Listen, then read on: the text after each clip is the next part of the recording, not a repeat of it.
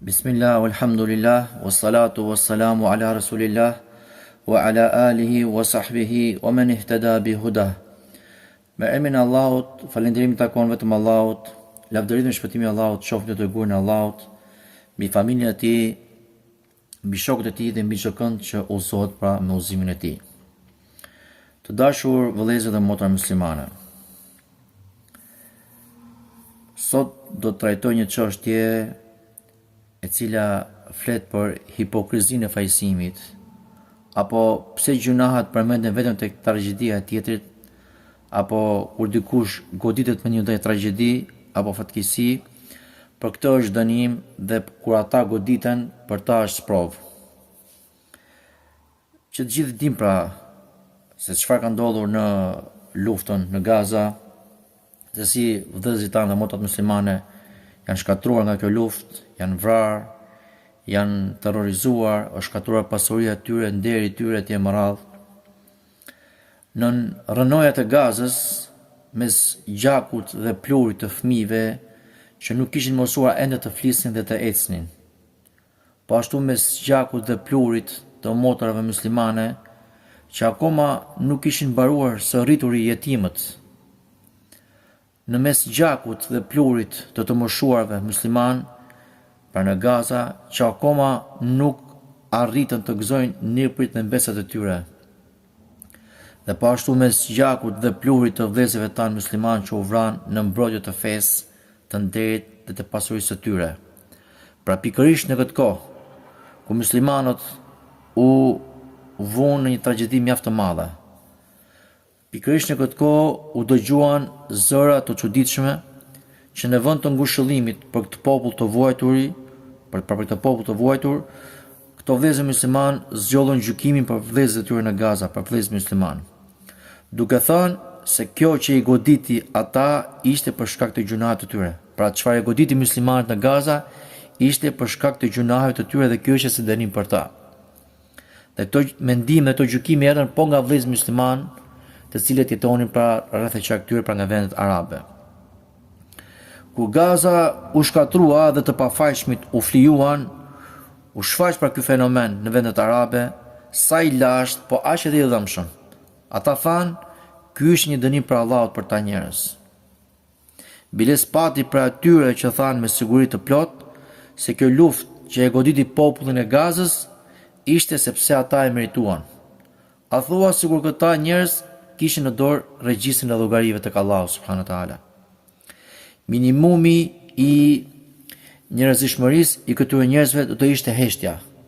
Pra edhe pse ata nuk mund të bëjnë ndonjë gjë me gojët e tyre apo me veprat e tyre, të pakta tek ta do të ishte heshtja për që të heshtën pra mos flisin kundër vëllezërve të tyre musliman në Gaza. Pra kur nuk ke ndonjë fjalë ngushëlluese, të paktën hesht. Dhe do të ishte më mirë se sa gjykimi për ta. Ka thënë pejgamberi sallallahu alaihi wasallam: "Men kana yu'minu billahi wal yawmil akhir falyakul khayran aw liyasmut."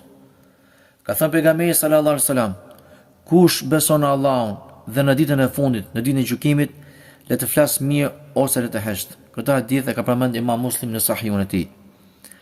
Kur dikush shikon një fëmijë apo një nën apo një të moshuar nën rrënoja dhe zgjedh të flasë se kjo goditje ishte për shkak të gjunaheve, kjo nuk ka ku të shkojë më. Kjo i ka thyrë komplet të rregullat më bazike njerëzore.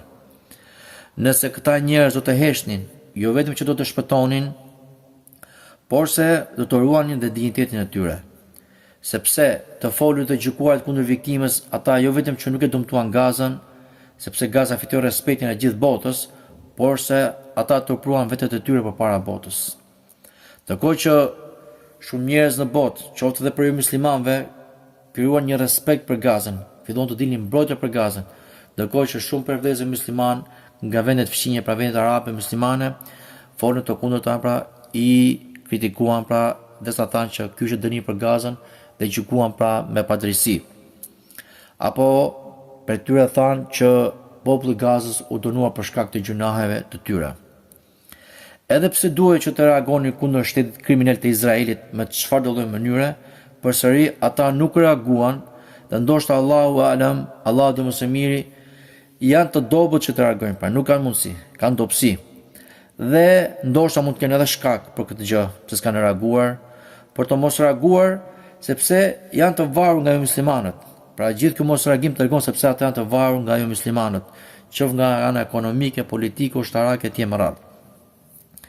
Nëse reagojnë, atëherë mund të kenë edhe ata fatin e Gazës. Pra nëse këto popull apo këto politikan mund të reagojnë, atëherë edhe këto mund të shkatërrohen sikurse u shkatërrua Gaza.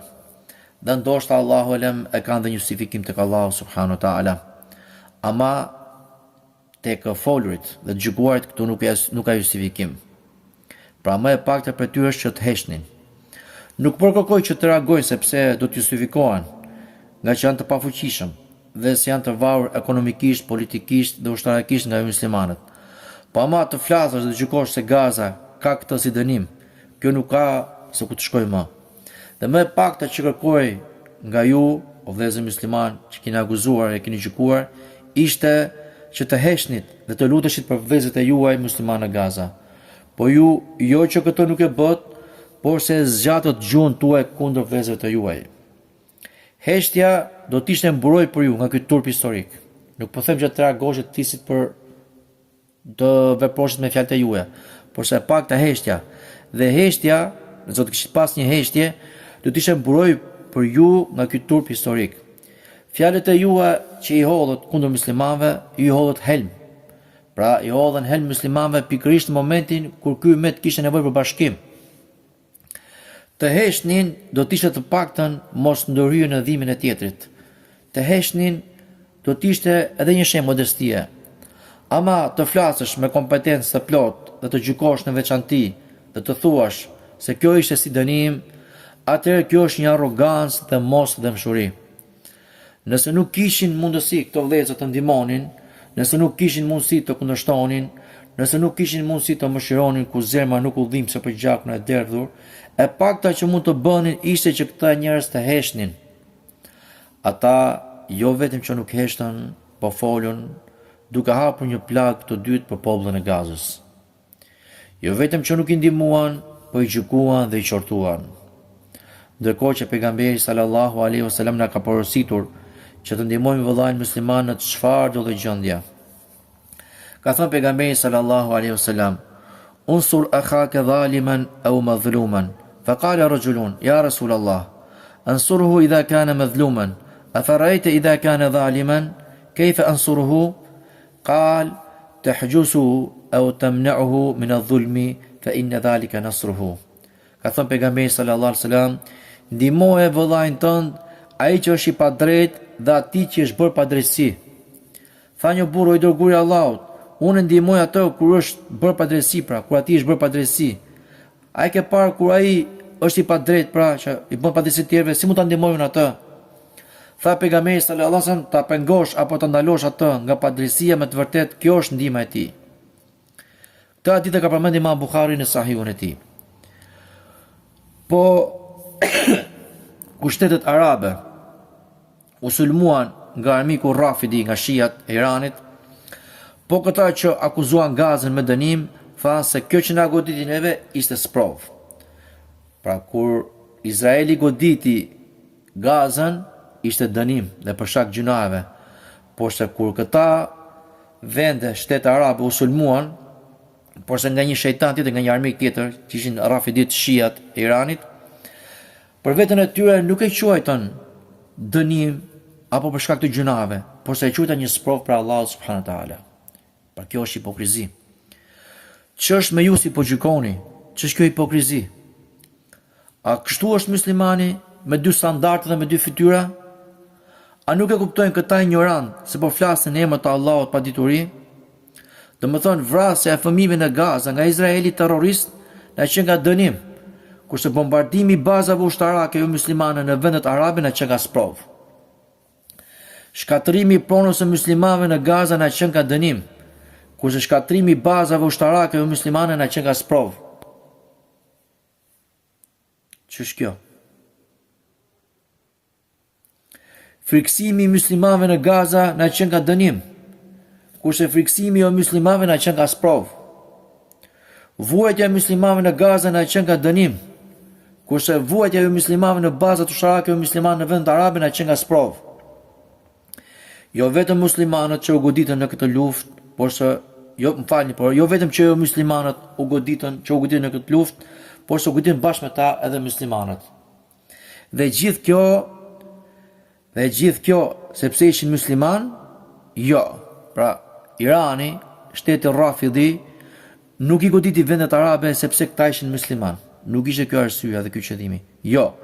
Por se autoritetet arabe ishin palë me forcat ushtarake jo muslimane. Dhe kjo ishte sprov sipas një pjesë të muslimanëve.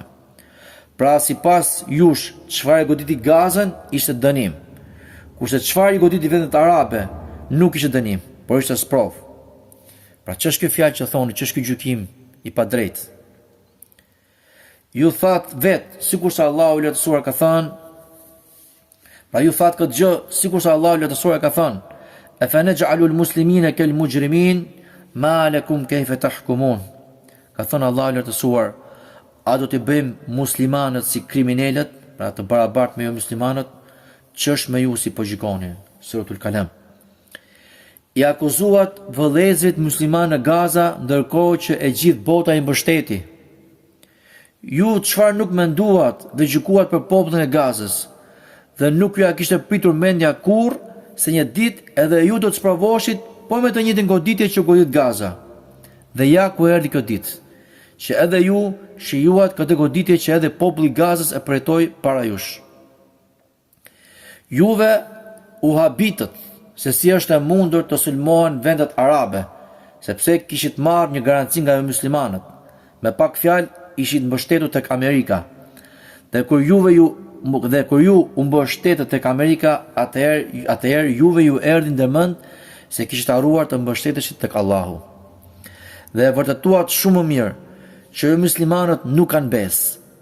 Ata morën pasuri të mëdha nga vendet arabe, nga autoritetet arabe, për këtë mbrojtje falso. Kaq vite këto jo muslimanë kanë ngënë pasurinë e muslimanëve dhe muslimanët nuk e kanë ditur se ata po paguanin kot për atë mbrojtje falso. Dhe u desh pra që të ndodhte kjo gjë, kjo luftë, dhe ta kuptoni se kjo ishte një mbrojtje falso. Pse Amerika nuk e reagoi kur Izraeli e sulmoi para pak kohësh Katarin, duke cënuar sovranitetin e Katarit? A nuk kishin paguar autoritetet e Katarit për këtë mbrojtje? Patjetër që po. Por se kur vjen puna për çështjen e Izraelit, situata ndryshon krejt. Jo vetëm kaq, por se kur vendet arabe u goditën nga Republika Rafidite, Shia të Iranit, përsëri Amerika nuk i mbrojti arabët. Jo vetëm që nuk i mbrojti, por se i la në balë duke i braktisur, duke të rrequr trupat e veta nga bazat amerikane në vendet arabe. A ka gjykim më të poshtë se të thuash kur vritën muslimanët qofshin fëmijë, gra, pleq apo të rinj, se ishte dënim për ta. Dhe kur u vanë jo muslimanët në tokët e muslimanëve, kjo ishte sprov. Por së realisht është krejt e kundërta. Dhe kjo quhet ajo hipokrizia e vajsimit. Pra pse gjunat përmendet e fatkeqësia e tjetrit dhe jo tek fatkeqësia jote. Për të thuar se ajo që goditi popullin e Gazës ishte për shkak të gjunave të tyre, dhe ajo çfarë i goditi vendet arabe nuk ishte për shkak të gjunave. Domethënë populli i Gazës ka bërë aq shumë gjunave sa që u dënua, kurse popujt arab kanë bërë pak gjunave dhe u sprovua. O musliman, ky është kulmi i hipokrizisë. A e harruat që ndihma të shtypurit, atij që është bërë padrejti është obligim për ne muslimanët? Në Gaza nuk kanë mbretëruar luksi, por se kanë mbretëruar varfëria, e kanë mbytur varfëria. Ndërsa në vendet arabe kanë mbretëruar luksi, i shoqëruar apo i manifestuar haptas me harame. Tani lind pyetja: a do të ishte dënim për Gazën dhe sprov për vendet arabe apo e kundërta? Logjikisht e kundërta. Sprov për Gazën dhe dënim për vendet arabe. Kam frikë se etiketimi i Gazës me gjunahe është për të fshehur tradhtinë atyre shteteve që nuk e ndihmuan. Ndërsa etiketimi i vendeve arabe me sprov ishte për të mbledhur simpatinë e popullit dhe për të legjimituar mbrojtjen e tyre. Por se mirë për ata ignorant që ranë prej e kësaj akuze. mirë për poshtërsinë e tyre, mirë për servilizmin e tyre, mirë dhe për në çmimin e tyre. Këto vende që u mbështetën tek forca e muslimanëve tek amerikanët u përballën me forcën një shteti të fliqur Rafidi, pra po ashtu nga armiqtë islam, adhurues të varreve. Argument kundër tyre që as që muslimanët nuk i mbrojtën ata, por edhe adhuruesit e varreve i goditën brenda në shtëpinë e tyre. Besimtari vërtet e shikon, e sheh tragjedinë e vëllait musliman si dhimbje të trupit të tij. Sikur se na ka lajmëruar i dërguari Allahut sallallahu alaihi wasallam, cili ka thënë: "Mathalul mu'minina fi tawaddihim wa tarahumihim wa ta'atufihim, mathalul jasadi idha ishtaka minhu 'udwun tada'a lahu sa'irul jasadi bis-sahri wal humma." Ka thënë pejgamberi sallallahu alaihi wasallam, shembulli i besimtarëve në dashurinë, mëshirën dhe dëmshurinë ndërmjet njëri tjetrit është si shembulli i trupit. Kur ankohet prej tij një gjymtyr, atëherë ankohet për të i gjithë trupi prej pagjumësisë dhe temperaturës. Këtë hadith e ka përmendur Sheikh Al-Albani në Sahihul Jami. Pra besimtarët janë si një trup i vetëm me njëri tjetrin në çdo gjë. Dhe për këtë, pejgamberi sallallahu alaihi wasallam i ka nxitur në shumë hadithe muslimanët, duke krahasuar ata si një ndërtesë e fortifikuar apo si shembulli i tullave të një muri që forcon njëra tjetrën. Në këtë hadith pejgamberi sallallahu alaihi wasallam përmendi disa cilësi, si në dashurinë ndërmjet njëri tjetrit, në mëshirën me njëri tjetrin dhe gjithashtu në dëmshuri me njëri tjetrin. Por se ky unitet nuk është i kufizuar vetëm në këto tre gjëra, por s'është akoma edhe më i gjerë, nga se këto tre cilësi janë prej gjërave më kryesore dhe janë bazë të këtij uniteti. Në qoftë se një gjymtyr ankohet nga dhimbja, atëherë i gjithë trupi ankohet dhe ka dhimbje për shkak të sëmundjes që ka ajo gjymtyr. Në qoftë se dikujt i dhem dora për shkak të plagës që ka, atëherë këtë dhimbje ndjen dhe përjeton i gjithë trupi, dhe kështu është edhe shembulli i besimtarëve. Në qoftë se një besimtar nuk është mirë, atëherë të gjithë besimtarët nuk janë mirë. Në qoftë se një besimtar vuan apo ka nevojë, atëherë të gjithë besimtarët janë pjesë e kësaj vuajtje. I tillë pra do të jetë besimtari. Pra, kur ai dëgjon për të afërmin e tij, apo komshinun e tij, apo për ndonjë prej vëllezërve të tij musliman që është në hall, apo është në nevojë, dhe patjetër duhet të shkojë tek ai dhe t'i gjendet atij dhe t'ia lehtësoj apo t'ia zgjidh hallin që i ka rënë, dhe jo t'i qëndroj indiferent, apo sikur nuk e di hallin e tij, duke harruar atë apo duke braktisur. Jo, pasha Allahun, kjo nuk është cilësi e besimtarëve. Mëshironi një tjetrin, zbutini zemrat e juaja me dhe mos mbani mëri ndaj njëri tjetrit. Mendoni mirë për njëri tjetrin dhe bëni durim për hir të Allahut, derisa të mbështetoni mëshira pra tek ju. Keni dëmshuri dhe bashkëpunoni fort me njëri tjetrin. Bëhuni bamirës, me çfarë të mundeni, qoftë edhe me fjalë të ëmbël apo fjalë të mirë. Dhe nuk është kusht që të kesh pasuri për të qenë bamirës. Dijeni se këto cilësi që ka përmendur pejgamberi sallallahu alajhi wasallam nuk arrin nga njerëz që kanë zemra të ngurta. Njerëz që nuk kanë ndjenja për muslimanët, apo nga njerëz që nuk duan t'ia dinë për vëllezërit musliman, porse këto gjëra arrin nga njerëz që kanë zemra të buta, që duan hajrin për muslimanët dhe që kanë dëmshuri për ta. Pra musliman, robër të Allahut, edhe nëse ju nuk e ndihmoni njëri tjetrin, dijeni se Allahu është ai që do ta ndihmojë robën e tij nevojtar. Porse Allahu dëshiron që ju të jeni të lidhur fort, të bashkuar dhe të bashkëpunoni një mirë me njëri tjetrin në çdo gjë dhe të kapeni fort për litarin e Allahut për Kur'anin dhe Sunetin. O musliman, nëse Gaza u dojgjë dhe u shkatërua, gjunau nuk ishte atyre, por se i mbar muslimanëve në gjithë botën, sepse ata e pan mirë se si u masakruan dhe u vran, dhe jo vetëm që nuk i ndihmuan, por se i gjykuan nga koltuçet e tyre të buta. Vëllezërit tanë në Gaza u sprovuan në forma të ndryshme, dhe nga i popull dolën burra që dhanë jetën e tyre për të mbrojtur fenë, nderin dhe pasurinë. Nga i popull shpresohet që Allahu t'i ketë pranuar si dëshmor, si shahid. Pra, popull që për tyre shpresohet që Allahu t'i ketë zgjedhur shahid nga radhët e tyre. Kur Gaza lëngonte, pjesa tjetër e trupit nuk ndjente dhimbje, pra vendet muslimane nuk ndjenin dhimbje. Pra këtu kemi të bëjmë me një trup të vdekur klinikisht. Një trup që nuk ndjen dhimbje, pra nuk ndjen dhimbjen e plagës së vet, atëherë ai është një trup që ka pësuar paralizë totale. O musliman, e gjithë kjo dobësi që i ka rënë umetit ton islam, duhet të jetë një rast reflektimi për ne dhe kthimi në kënaqërinë ton. Pra të jetë një reflektim për ne. Ta dini pra se kënaqëria nuk blihet. Pra, hiqeni këtë gjë, nuk blihet kënaqëria. Por sa e fitohet me bindjen ndaj Allahut subhanahu wa taala. E gjithë bota mbeti pa fjalë para Gazës. Po pse mbeti pa fjalë? Pse? A kishte Gaza avion? A kishte Gaza raketa? A kishte Gaza tanke?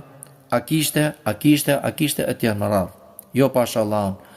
Nuk e kishte asnjë nga këto. Por se kishin besimin tek Allahu dhe kthimin tek Ai. Ata i treguan botës një kënaqëri që bota moderne nuk e ka njohur kurrë ndonjëherë. Edhe pse ishin pa bukë, pa ujë, pa stre, ata kurrë nuk u gjunjëzuan. Nëse një popull i rrethuar nga të gjitha anët mund ta mbajë kokën lart, pa ju nështruar askujt, pra sikur se ndodhi në Gaza, atëherë çfarë na pengon neve, apo çfarë pengon vendet muslimane që të jenë së bashku? Gaza nuk e uli kokën, u rrethua nga të gjitha anët, kokën e mbajti lart dhe nuk i nështrua askujt. Edhe pse mbyllën luftën si deshin ta mbyllnin, ata nuk u nështruan. Pra, a nuk është besim për ne muslimanët, pra ku një popull kaq i vogël, i izoluar nga të gjitha anët, e mbajti kokën lart pra edhe Allahu kënaqëri dhe nuk u nështruan, a nuk është argument për ne? Apo çfarë pengon vendet muslimane që të jenë së bashku, pra duke parë këtë shembull kaq të lartë? Do t'ju tregoj një hadith se si armiqtë e Islamit do të mblidhen kundër nesh dhe kjo për shkak të dobësisë tonë. Ka thënë i dërguari i Allahut sallallahu alaihi wasallam, hadithi i transmetuar nga Thauban, pra ka thënë i dërguari i Allahut sallallahu alaihi wasallam, yushikul umamu an tada alaykum kama tada al-akilatu ila qas'atiha. فقال قائل ومن قلة نحن يومئذ قال بل أنتم يومئذ كثير ولكنكم غثاء كغثاء السيل ولينزعن الله من صدور عدوكم المهابة منكم وليقذفن الله في قلوبكم الوهن. فقال قائل يا رسول الله وما الوهن؟ قال حب الدنيا وكراهية الموت. Hadith nga Thauban radiallahu anhu, cili ka thënë i dërguari i Allahut sallallahu alaihi wasallam, popujt jo musliman janë gati që të tharasin një tjetrin kundër jush, ashtu sikur se tharasin një tjetrin ngrënësit, pra agërsiat për të këtasi tyre.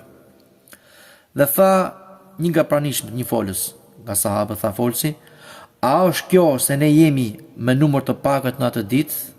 Ai pejgamberi sallallahu alaihi wasallam tha, ju jeni shumë në atë ditë, por se do të jeni një shkumë si shkuma e ujit të shumë të shiut. Do të nxjerrë Allahu nga gjoksit e armikut të juaj frikën që kam për jush, dhe do të hedhë në zemrat e juaj el-wahn, dobësin. Tha folsi, o i dërguari i Allahut, ç'është el-wahn? Ai tha, dashuria për dynjan dhe urrejtja për vdekjen. Hadithi sakt e ka përmend Sheikh Albani në Sahih Abi Daud. Ky hadith është një tregues i qartë i armiqësisë së popujve jo musliman kundër Islamit dhe muslimanëve. Dhe kjo armiqësi është e hershme dhe e faktuar që në kohën e pejgamberit sallallahu alaihi wasallam. Se si lujtarët e Mekës apo bashkë me xifutët dhe me hipokritët u mblodhën për të shuajtur Islamin dhe muslimanët. Po ashtu ata u mblodhën edhe më pas pra kufarët edhe në kohën e kryqëzatave, gjë e cila është e tashkuar edhe sot dhe vazhdon edhe kësaj dite ku vendet e muslimane tharasin aleatët e tyre prej ateistëve, xifutëve, krishterëve etj. Më radh. Pra këta armiqtë e Islamit janë mbledhur përreth Islamit sikurse e gërsirat rreth enës së ushqimit. Pra ku hajnë, pra sa ene dhe marrin me vete ato çfarë dëshirojnë dhe japin dhe të tjerëve. Sot muslimanëve po ju merren tokat, po ju merren burimet në toksore, po ju vriten njerëzit e popujve të tyre, po ju shemen shtëpit mbi kokat e tyre, nga vetë këto egërësiat e kufrit, ku nuk mungojnë edhe hipokrit pra, munafik nga popujt arab. Muslimanët sot janë shumë, por se janë si shkuma ati ujit të shiut, cili ku grumbullohet dhe bëhet si një lum i fuqishëm, por se është një shkum që është e pavlerë dhe me pislliqe. Popujt e kufrit nuk kanë më frikë nga muslimanët. S'ka më frikë, sepse ata kanë kuptuar shumë që muslimanët sot janë dashuar me dynjan dhe e kanë kuptuar që muslimanët sot e urrejnë vdekjen. Nëse muslimanët sot do të jenë të kapur fort me Kur'anin dhe me sunetin e pejgamberit sallallahu alaihi wasallam, dhe do ta vazhdojnë xhihadin në rrugën e Allahut, atëherë ju muslimanët do të kenë frikë, do të friksohen, ashtu si kurse kanë pasur frikë ato jo muslimanët e hershëm. Pra, sikur kanë pasur frikë kufarët e hershëm, ku muslimanët kanë qenë në kulmin e krenarisë. Popujt e kufrit janë ulur kom kryq, duke kënaqur me pasuritë e muslimanëve, sepse mosuan sëmundjen e muslimanëve. Pra, mosuan sëmundjen e tyre, ndërsa muslimanët shikojnë, hapin syt, se si kufarët shijojnë mirësitë e muslimanëve dhe pastaj thonë ata janë miq tanë. Kur u bën miq tanë që futët dhe të krishterët, që ato nuk do të naqen kur me ne, derisa ne t'i pasojmë ata. Sikur se ka thënë Allahu në Kur'an: "Walan tarda anka al-yahudu wala an-nasara hatta tattabi'a millatahum. Qul inna hudallahi huwal huda wa la in ittaba'ta ahwa'ahum ba'da alladhi ja'aka min al-'ilmi ma laka min Allahi min waliyin wala nasir." Thot Allahu në Kur'an: kur nuk do të jenë të kënaqur me ty as jehudët dhe as të krishterët, derisa të ndjekësh fenë e tyre. Thuaj, udhëzimi i Allahut është udhëzimi i vërtet. Nëse ti ndjek dëshirat e tyre pasi që të ka ardhur prej deturisë, atëherë nuk e për Allahut as kujdestar dhe as ndihmës. Suratul Bekare. Muslimanët e dinë shumë mirë se gjithmonë kanë fituar kur kanë qenë të kapur fort me Kur'anin dhe me Sunetin. Edhe nëse kanë qenë pak në numër dhe që dim ne, pra nga historia islame, se suksesi nuk është asnjëherë tek numri i madh. Pra, vëllezërit musliman të pushojnë së gjykuar i vëllezërit e tyre, pra vëllezërit tonë në Gaza, dhe në radhë parë të fillojnë të gjykojnë vetët e tyre. Pra, mos gjykojnë vëllezërit në Gaza, por të gjykojnë vetët e tyre në atë fatkeqësi që kanë rënë vetë. Pra, të mos lejojmë që kufit politika apo interesat e ngushta të na ndajnë nga njëri tjetri. Duhet të kthehemi tek Allahu duke zbatuar librin e tij Kur'anin dhe duke zbatuar sunetin e pejgamberit sallallahu alaihi wasallam në jetën tonë. Gjithashtu, duhet të kthehemi tek dituria e dobishme, po ashtu tek zhvillimi, tek pavarësia ekonomike dhe ushtarake dhe të mos jemi pengje të atyre që na shohin vetëm si treg apo si shërbëtor. Nëse kjo gjë që ndodhi kësaj radhe, atëherë nuk do të ndodhë përsëri. Nëse shumë musliman gabuan duke gjykuar Gazën me dënim dhe veten e tyre me sprov, atëherë le të jetë ky gabim shkak për vllazërim dhe unitet. Historia e Islamit na mëson se gabimet e së shkuarës, kur pranohen me porulsi, bëhen tulla mbi të cilat ndërtohet një ardhmë më e fortë. Nëse kjo histori e dhimbshme e dy standardeve që na ndodhi këto kohë shërben si një pasqyrë ku muslimanët pan shëmtinë e përçarjes, atëherë shpresojmë tek Allahu pra ka shpresë për një zgjim të madh. Kur kuptojmë se jemi të gjithë në të njëjtën anije, nuk do të guxojmë më ta quajmë tragjedinë e tjetrit dënim, sepse nesër ajo mund të jetë tragjedia jon, sikur se ndodhi në këtë fitnë. Në këtë luftë pra ndërmjet Iranit kundër Izraelit, Amerikës dhe vendeve arabe. Nëse dikur gjua u zgjat me akuza, sot duhet të zgjatet dora me ndihmë dhe me ndihmë nga zemra dhe me lutje. Nuk duhet të ekzistojë fare më kjo, më Gaza e tyre dhe vendi i ynë. Çfarë do lloj gjëje që të ndodhë në Gaza apo në vendet e tjera muslimane, duhet të konsiderohet çështje e të gjithë umetit, muslimanëve në gjithë botën. Përderisa jemi një umet i vetëm, atëherë jemi një trup i vetëm. Nëse do të jemi kështu, atëherë ky është uniteti që i trem armiqtë tanë dhe na bën krenar përpara gjithë botës. Nëse kjo fitnë, këtë radhë na gjeti të papërgatitur dhe të përçar, atëherë rradha tjetër duhet i gjejmë muslimanët të gjithë të bashkuar dhe krenar, të pavarur ekonomikisht dhe ushtarakisht. Sepse kjo dobësi që i ndau dhe i përçau muslimanët kësaj radhe ishte po kjo gjë që i bëri edhe të paaftë që të ndihmonin njëri tjetrin kundër amikut të përbashkët.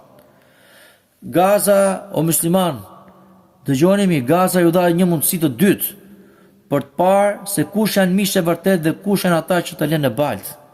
Pra, vath në veshkët. Gaza ju dha një mundësi të dytë. Pra për të parë se kush janë miqtë e vërtet dhe kush janë ata që të lënë në baltë. Pra Gaza ju dha një mundësi të dytë për të parë se kush janë miqtë e vërtet dhe kush janë ata që të lënë në baltë. Pra le të jetë ky momenti ku vdekja jon klinike mbaron dhe trupi i umetit fillon të lëviz përsëri si një i vetëm. Nëse shumë musliman gabuan duke gjykuar Gazën si dënim, atëherë kjo është koha për të penduar dhe për të qenë zëri i saj. Nëse dikush heshti nga pamundësia për të folur në mbrojtjen e Gazës, atëherë kjo është koha për të ngritur zërin e tij. Kjo është rruga e vetme për të ecur përpara dhe për ta kthyer këtë tragjedi në fitore. E lutem Allahun që ta shëroj umetin islam nga kjo vdekje klinike dhe ta kthejë atë në një trup të vetëm, ashtu sikur si ka qenë më parë. E lutem Allahun që ta largoj wehnin, dobësinë nga umeti islam, duke ia zëvendësuar me krenarin e dikurshme. E lutem Allahun që t'i bashkoj popujt musliman në zbatimin e Kur'anit dhe të Sunetit dhe në zbatimin e xhihadit në rrugën e tij. Walhamdulillahi rabbil alamin. وصلى الله وسلم على نبينا محمد وعلى آله وصحبه أجمعين سبحانك اللهم بحمدك أشهد أن لا إله إلا أنت أستغفرك وأتوب إليك الله يشبه ميرا